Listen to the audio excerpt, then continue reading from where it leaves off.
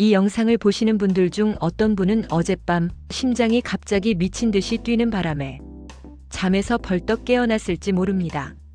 순식간에 얼굴이 불이 난 것처럼 달아오르고 땀이 비오듯 쏟아져 베개가 젖고 몸은 식은 땀으로 얼어붙은 듯 차가워졌을지도 모릅니다.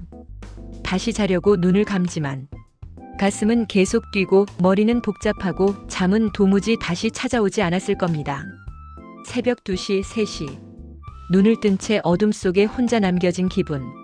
다른 사람들은 모두 잘 자고 있는데 나만 고립된 것 같은 감각. 아침이면 몸은 돌덩이처럼 무겁고 살짝만 건드려도 눈물이 터지고 스스로가 너무 낯설게 느껴져 이제는 두려움까지 찾아오곤 하죠. 많은 분들이 이렇게 말씀하십니다. 나는 왜 이렇게 무너지는 걸까요? 내가 약한 걸까요? 나는 왜 예전의 나로 돌아가지 못할까요? 언제쯤 이 고통에서 벗어날 수 있을까요? 하지만 분명히 말씀드립니다. 지금 당신이 느끼는 모든 경험은 절대로 약함의 증거가 아닙니다. 의지 부족도 아니고 멘탈 문제도 아닙니다. 당신이 잘못해서 생긴 결과는 더욱 아닙니다. 전문의들은 말합니다. 갱년기는 단순히 여성 호르몬이 줄어드는 시기가 아니라 몸의 모든 시스템이 다시 조정되는 인생의 두 번째 리모델링 시기라고. 이 시기에는 뇌의 체온 조절 시스템이 흔들리고 신경계의 균형이 무너지고 부신 스트레스 축이 불안정해지며 심장 박동과 혈류 조절 기능까지 흔들립니다. 그래서 몸은 작은 자극에도 과민 반응합니다. 전에는 아무렇지 않게 넘겼던 일도 지금은 폭풍처럼 느껴지는 이유가 그것입니다. 문제는 이 과정 동안 대부분의 사람들이 자신도 모르는 사이에 증상을 더 악화시키는 생활 습관을 반복한다는 사실입니다. 한국 중년 여성 1,500명을 대상으로 한 연구에서 갱년기 증상이 심한 사람들의 82%가 자신의 습관이 증상을 악화시키는 줄 모른 채 매일 반복하고 있었다고 답했습니다. 그 사실을 알고 있던 사람은 고작 7.8%뿐이었습니다. 오늘 저는 갱년기를 폭발적으로 악화시키는 7가지 습관을 이야기하려고 합니다.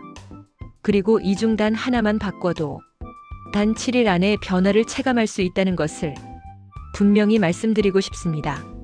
하나, 밤 10시 이후 단 음식을 찾는 습관입니다.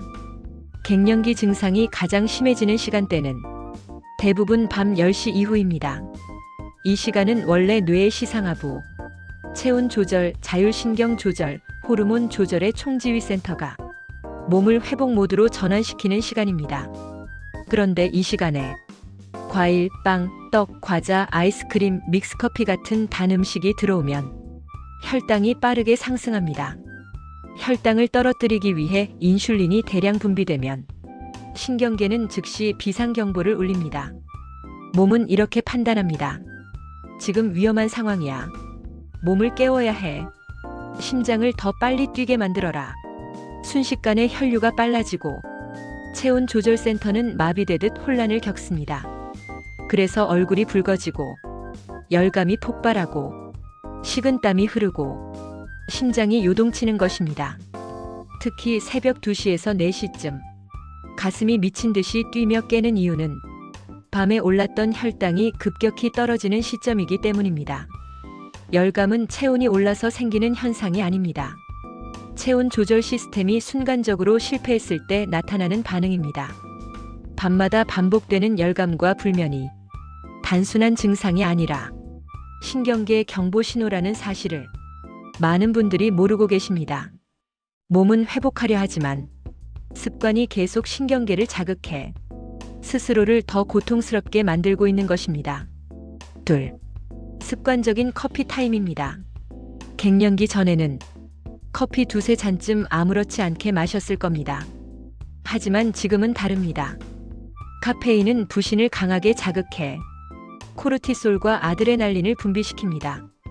부신은 원래 진짜 위험 상황에서 도망치거나 싸우라고 명령하는 기관입니다. 그런데 갱년기 동안 이미 신경계는 계속 스트레스 상태에 있기 때문에 카페인의 작은 자극도 무너진 신경계를 공격하는 칼날이 됩니다. 그래서 커피 한 잔에도 가슴이 두근거리고 손끝이 떨리고 얼굴이 화끈 달아오르며 밤에 잠이 오지 않게 됩니다. 한 환자는 이렇게 말했습니다. 커피를 끊었더니 숨을 쉴 수 있게 됐어요. 가슴이 조이는 것 같던 느낌이 사라졌어요. 밤에 울던 시간이 없어졌어요. 커피는 위안이 아니라 지친 부신을 더 몰아붙이는 채찍일 수 있습니다. 셋. 잠을 가볍게 여기는 태도입니다. 갱년기의 핵심 문제는 수면 부족이 신경계를 붕괴시키는 속도가 너무 빠르다는 것입니다. 수면 중 뇌는 시상하부, 뇌하수체, 부신을 연결하는 스트레스 조절 회로를 복원합니다. 잠이 부족하면 이 회로가 재부팅되지 못하고 24시간 긴장 상태로 유지됩니다. 그래서 열감이 더 자주 나타나고 두근거림이 더 심해지고 기억력과 집중력이 무너지며 감정이 제멋대로 폭발하게 됩니다. 수면은 잠 좀 못 잤다고 큰일 나나? 하는 가벼운 문제가 아닙니다. 수면은 몸 전체 시스템을 다시 켜는 메인 전원 스위치입니다. 잠을 회복시키지 않으면 그 어떤 영양제도, 그 어떤 한방치료도, 그 어떤 운동도 효과를 발휘할 수 없습니다. 몸은 잠에서 회복됩니다. 회복되지 않으면 모든 것은 더 고통스러워집니다. 네. 움직이지 않는 몸입니다. 움직이지 않는 몸은 불안을 만들어냅니다. 운동이 아니라 움직임이 문제입니다. 하루 대부분을 의자에 앉아 보내면 혈류 속도가 떨어지고 심박과 체온 조절 능력이 무너지고 자율신경계는 굳어버립니다. 움직임이 줄어들면 심박 변이도가 낮아지는데 심박 변이도는 신경계 회복 능력을 보여주는 핵심 지표입니다. 심박 변이도가 낮아지면 몸은 작은 자극에도 과하게 반응합니다. 그래서 작은 스트레스에도 열감이 폭발하고 불안이 치솟고 감정이 요동치는 것입니다. 몸은 움직일 때 살아납니다. 움직이지 않으면 몸은 스스로를 공격합니다. 5. 물이 부족한 몸입니다. 물이 부족한 몸은 계속 비상 상태를 유지합니다. 물을 적게 마시면 혈액 점도가 높아지고 심장은 더 빨리 더 세게 뛰어야 합니다. 그러면 신경계는 지금은 위험 상황이다 라고 판단합니다. 두근거림, 어지럼증, 두통, 피로. 이 모든 증상은 신체가 보내는 구조 신호입니다. 조금씩 자주 마시는 물은 심장을 진정시키고 혈류를 안정시키며 신경계의 과열을 시켜줍니다. 단 며칠만 지속해도 몸은 변화하기 시작합니다. 6. 말하지 않는 감정입니다. 말하지 않는 감정은 몸으로 터집니다. 감정은 억누르거나 숨기면 사라지는 것이 아닙니다. 몸에 저장되어 열감, 두근거림, 공황, 불면으로 나타납니다. 뇌과학 연구에 따르면 감정을 언어로 표현하는 순간 뇌의 편도체 활성은 빠르게 낮아지고 전전두엽이 다시 통제권을 회복합니다. 그래서 나는 지금 불안해. 나는 오늘 너무 힘들었어. 이렇게 말하는 것만으로도 신경계는 안정을 되찾기 시작합니다. 몸은 말하는 순간 회복합니다. 7. 영양제 과다 섭취입니다. 좋다는 영양제를 모두 먹는 것이 더 아플 수 있습니다. 많은 분들이 이 영양제 좋대. 저 사람은 이걸 먹고 좋아졌대. 이렇게 듣는 대로 계속 추가합니다. 그러다 보면 몸은 들어오는 물질을 이해하지 못하고 방어 모드로 전환됩니다. 그 상태는 신경계 과열로 이어지고 열감과 불안이 더 심해집니다. 영양제는 해결책이 아닙니다. 도구입니다. 도구는 필요한 순간에만 하나씩 사용해야 합니다. 마지막으로 꼭 말씀드리고 싶은 것. 갱년기는 시간이 해결해주는 과정이 아닙니다. 습관이 해결하는 과정입니다.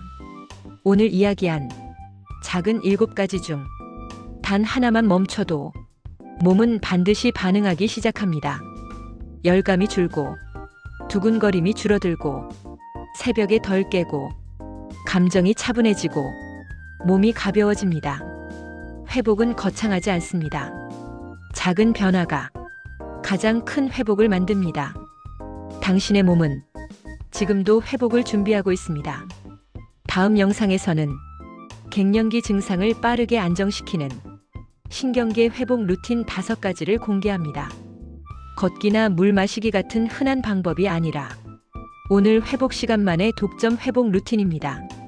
작은 루틴을 하나씩 자세히 알려드리겠습니다. 오늘도 회복 시간이 도움이 되셨다면 좋아요와 구독으로 함께 해주세요. 내일도 당신의 회복을 위해 더 따뜻한 정보로 찾아오겠습니다. 여기는 오늘 회복 시간이었습니다.